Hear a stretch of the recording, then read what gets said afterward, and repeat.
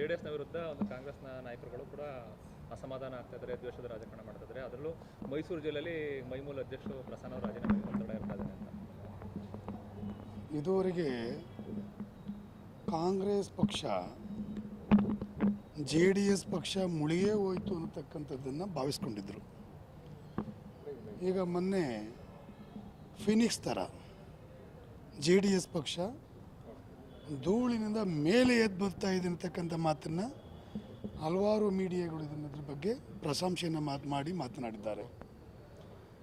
ಈಗ ಕಾಂಗ್ರೆಸ್ ಪಕ್ಷ JDSನ ಬಗ್ಗೆ ದ್ವೇಷ ರಾಜಕಾರಣವನ್ನು ಮಾಡ್ತಾಯಿದೆ ಅಂತಕ್ಕಂಥ ವಿಚಾರದಲ್ಲಿ ಯಾವುದೇ ಅನುಮಾನ ಬೇಕಾಗಿಲ್ಲ. ಇದು ರಾಜಕಾರಣದಲ್ಲಿ ಸಾಮಾನ್ಯ ಕೂಡ, ಇದೇನು ವಿಶೇಷನಲ್ಲ ಇದು. ಆದರೆ ಒಂದು ಮಾಡಲಿಕ್ಕೆ ಒಂದು ಇತಿಮಿತಿ ಇದೆ. ಈಗ ಚನ್ನಪಟ್ಟಣ ಎಲೆಕ್ಷನ್ ಇರ್ಬೋದು, ಮತ್ತು ಮೈಮೂಲ ಅಧ್ಯಕ್ಷರಿರ್ತಕ್ಕಂಥದ್ದು ಇರ್ಬೋದು, ಇದೆಲ್ಲವನ್ನು ಮಾಡಿ ಈ ರಾಜ್ಯದ ಜನತೆಯನ್ನು ಗೊಂದಲಕ್ಕೆ ಈಡು ಮಾಡ್ತಾ ಇದ್ದಾರೆ. ಇದು ಆದರೆ ಈ ಪರಿಸ್ಥಿತಿ ಇತ್ತ ಗಮನ ಕೊಡಿಸ್ಬಿಟ್ಟು ಇವತ್ತೇನು ಇವರು 5 ಗ್ಯಾರಂಟಿಗಳನ್ನ ಕೊಟ್ಟರು, 5 ಗ್ಯಾರಂಟಿಗಳನ್ನ ಕೊಡಲಿಕ್ಕೆ ಆಗೋದಿಲ್ಲ ಪಾರ್ಲಿಮೆಂಟ್ ಚುನಾವಣೆ ಕಳೆದ ಮೇಲೆ ಅಂತಕ್ಕಂಥ ವಿಚಾರವನ್ನು ನಾನು ಪದೇ ಪದೇ ಮಾತಾಡ್ತಾ ಇದ್ದೇನೆ. ಅದನ್ನು ಪೂರೈಸೋ ಕಡೆ ಗಮನ ಕೊಡಲಿ. ಮತ್ತು ಇವತ್ತು 1 ಲಕ್ಷ ಕೋಟಿ ಸಾಲ ಮಾಡಿದ್ದಾರೆ.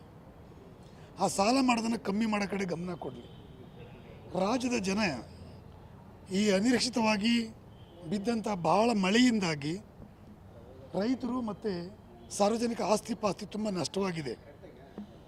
ಇದುವರೆಗೆ ಯಾವುದೇ ಜಿಲ್ಲಾಡಳಿತ ಇದ್ರ ಬಗ್ಗೆ ಹೋಗಿ ಯಾರ ರೈತರನ್ನು ಮೀಟ್ ಮಾಡಿ ಅವ್ರನ್ನ ಸಂಪರ್ಕ ಮಾಡೋದಾಗಲಿ, ಅದಕ್ಕೆ ಪರಿಹಾರ ಕೊಡ್ತಕ್ಕಂಥ ಕೆಲಸವನ್ನು ಮಾಡಿಲ್ಲ. ಈ ದ್ವೇಷದ ರಾಜಕಾರಣ ಬಿಟ್ಟು ಈಗ ಆಗಿರ್ತಕ್ಕಂಥ ಹಾನಿಗಳನ್ನ ತಡೆಗಟ್ಟಿ ಮುಂದೆ ಬರ್ತಕ್ಕಂಥ ದಿನದಲ್ಲಿ ಈ ಕರ್ನಾಟಕ ರಾಜ್ಯ ಸುಭಿಕ್ಷವಾಗಿರಬೇಕು, ಸಾಲ ಮುಕ್ತಿ ಆಗಬೇಕು, ಮುಂದೆ ಬರ್ತಕ್ಕಂಥ ಪೀಳಿಗೆಗೆ ಒಂದು ರಾಜ್ಯಕ್ಕೆ ಇದು ಉದಾಹರಣೆಯಾಗಿರ್ತಕ್ಕಂಥ ಕೆಲಸ ಮಾಡಲಿ ಅಂತೇಳಿ ಹೇಳ್ತೇನೆ. ಚುನಾವಣೆಗೆ DK ಶಿವಕುಮಾರ್ ಅಭ್ಯರ್ಥಿ ಆಗ್ತಾರೆ ಅಂತ ಹೇಳಿ ಈಗಾಗಲೇ ಮಾಡಿದ್ದಾರೆ ಸರ್.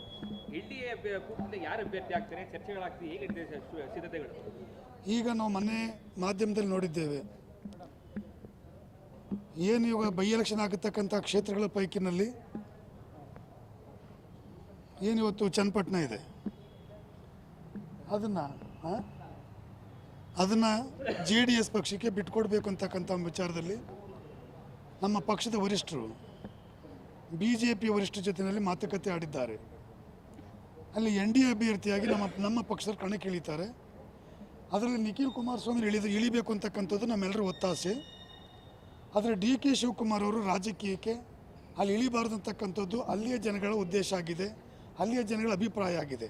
ಅದನ್ನು ಮಿತಿಮೀರಿ ಇಳಿದ್ರೆ ಅಲ್ಲಿಯ ಜನತೆಗೆ ತಕ್ಕ ಪಾಠ ಕಲಿಸ್ತಾರೆ.